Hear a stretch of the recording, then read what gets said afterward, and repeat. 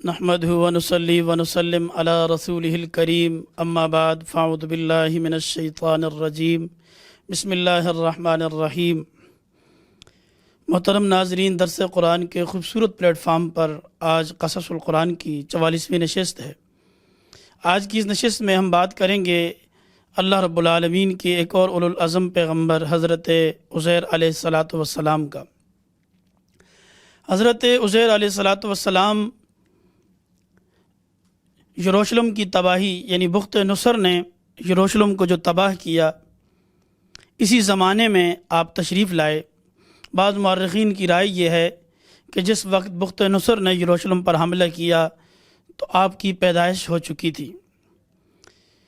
قرآن مجید کے اندر سورہ توبہ میں آپ کا نام ذکر کیا گیا ہے، وقالت الیہود عزیر ابن اللہ، کہ یہودیوں نے کہا کہ عزیر ابن اللہ، اللہ کا بیٹا ہے۔ جس طرح نصارہ کے اندر ایک گروہ حضرت مسیح کو اللہ کا بیٹا مانتا ہے، اسی طرح یہودیوں میں بھی ایک گروہ موجود تھا جو نبی کریم صلی اللہ علیہ وسلم کے زمانے میں بھی بعض مورخین نے لکھا ہے کہ وہ گروہ موجود تھا جو حضرت عزیر کو ابن اللہ مانتا تھا۔ حضرت عزیر علیہ السلام کے حوالے سے اس کے علاوہ قرآن میں کہیں اور ذکر نہیں ہے۔ سورہ بقرہ کے اندر تیسرے پارے میں او کالذی مر علی قریہ وہی خاویۃ علی عروشہا، یہاں پر ایک برگزیدہ ہستی کا ذکر ہے کہ یروشلم کی تباہی کو دیکھ کر، بستی کی ویرانی کو دیکھ کر انہوں نے وہاں ایک حسرت کا اظہار کیا کہ یہ لوگ دوبارہ کس طرح زندہ کیے جائیں گے، یا یہ بستی دوبارہ کس طرح سے آباد ہوگی۔ مفسرین اور مورخین کی رائے یہ ہے کہ یہ حضرت عزیر علیہ السلام ہے۔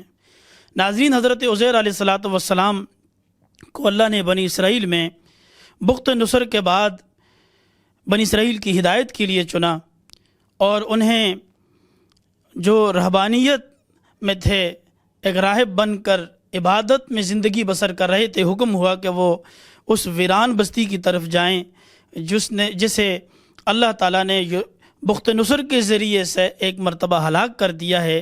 اللہ کی منشا اور مرضی یہ ہے کہ اللہ اسے دوبارہ آباد کرے، پھر سے اس میں وہی آفاقی اور آسمانی ہدایت پھلے اور پھولے جو حضرت موسیٰ علیہ السلام لے کر آئے ہیں۔ اللہ نے اس کے لیے حضرت عزیر کو منتخب کیا اور یروشلم کی طرف حکم دیا سفر کا۔ عزیر علیہ السلام اپنے گدھے پر سوار یروشلم کی طرف جا رہے تھے۔ راستے میں ایک جگہ رکے اور بستی کی ویرانی اور اس کی تباہی کو دیکھ کر کہنے لگے کہ یہ کس طرح ممکن ہوگا کہ یہ بستی، یہ ویرانی ختم ہوگی اور یہ بستی دوبارہ آباد ہوگی، یہ تباہ شدہ لوگ دوبارہ کس طرح سے زندہ ہوں گے، یعنی دوبارہ کس طرح سے ہدایت یاب ہوں گے۔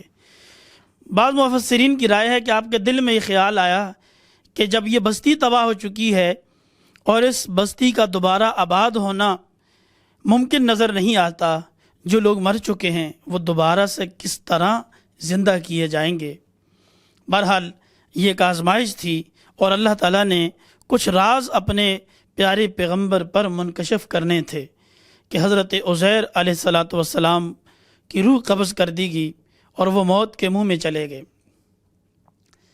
ایک لمبے عرصے کے بعد اللہ نے انہیں پھر اٹھایا اور فرمایا کہ تم کتنے دن اس موت کے منہ میں یعنی سوئے رہے ہو؟ تو کہنے لگے 1 دن یا اس سے بھی کچھ کم۔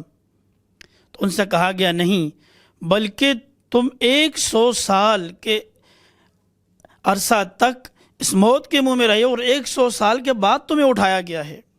اس پر 100 سال کا وقت گزر چکا ہے اور تمہارے ارد گرد فانظر الی طعامک و شرابک، اپنے کھانے کو اور پینے کو دیکھ، جو چیزیں ساتھ لے کر آئے تھے، جب دیکھا تو ان میں ذرا برابر بھی کوئی تغیر نہیں تھا۔ اللہ کی قدرت کا اظہار ہو رہا تھا حضرت عزیر کے سامنے۔ وانظر الی حمارک، تو پھر کہا گیا کہ اپنے گدھے کی طرف دیکھ، تو گدھے کو جب دیکھا تو سڑ گل کر اس کی ہڈیاں بھی ختم ہو گئی تھی۔ تو اللہ رب العالمین نے اس مرے ہوئے اور سڑے ہوئے اور گلے ہوئے گدھے کو دوبارہ سے تر و تازہ کر دیا اور اسے زندہ کر دیا۔ یوں حضرت عزیر کو اللہ نے یہ حقیقت آپ پر منکشف کر کے آپ کو سمجھایا اور بتایا کہ عزیر، یہ وہ راز ہیں اس دھرتی کے جو پوشیدہ ہیں کہ اللہ تعالیٰ عدم سے وجود بخشتا ہے اور پھر وجود کے بعد عارضی طور پر انسان کو موت کے منہ میں لے جا کر پھر دوبارہ سے اسے زندگی دینے پر بھی قادر ہے۔ اسی طرح اللہ اس بستی کو بھی آباد کرے گا اور مرنے کے بعد دوبارہ لوگوں کو بھی اٹھایا جائے گا۔ حضرت عزیر حضرت ہارون علیہ السلام یعنی حضرت موسیٰ علیہ السلام کے جو بھائی ہیں ان کی اولاد میں سے ہیں، ان کے نسب میں سے ہیں۔ آپ کے حوالے سے یہ ہے کہ آپ نے عراق کے اندر سائر آباد، عراق کے شہر سائر آباد کے اندر جو ہے تورات کے پرانے نسخوں کو جمع کیا، اور جو بخت نصر نے تورات کو چھین کر بنی اسرائیل سے یوں سمجھیں کہ ختم کر دیا تھا، گم گشتہ ان نسخوں کو جمع کر کے ایک کتاب مرتب کی اور ان تمام آفاقی اور آسمانی ہدایت کو جمع کر کے پھر سے بنی اسرائیل کو دعوت دی، اور آپ کی قبر کے حوالے سے مشہور ہے کہ دمشق میں ہے، اور ایک روایت یہ بھی ہے کہ عراق میں ہے۔ اللہ رب العالمین نے آپ سے جو کام لینا تھا، اصل مقصد بنی اسرائیل میں دوبارہ سے ہدایت اور رہنمائی کو پھیلانا تھا، وہ کام لینے کے بعد اپنے اس پیارے پیغمبر کو دوبارہ پھر موت کے منہ میں سلا دیا۔ اللہ رب العالمین کے یہ قدرت کے عجائب ہیں جو ہمیں مختلف انبیاء کی زندگیوں میں ملتے ہیں، جس طرح دیگر انبیاء کے مختلف معجزات اور ان کی زندگیوں کے عجائب اور غرائب ہیں، اسی طرح حضرت عزیر علیہ السلام کی زندگی کے بھی یہ کچھ عجائب ہیں۔ اللہ رب العالمین ان کے ذریعے عبرت، نصیحت اور حکمت، موعظت سمیٹنے کی توفیق عطا فرمائے۔ وآخر دعوانا ان الحمدللہ رب العالمین۔